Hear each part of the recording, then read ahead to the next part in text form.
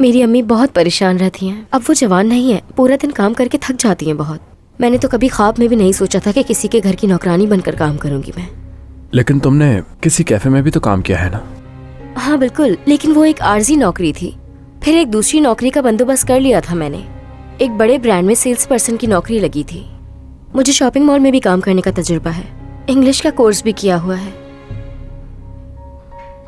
अच्छा, अगर तुम्हें इसी तरह की कोई जॉब चाहिए तो करीम अंकल से बात करनी होगी तुम्हें। दरअसल मैं उम्मीद कर रही थी कि यहाँ नौकरी मिल जाए मुझे।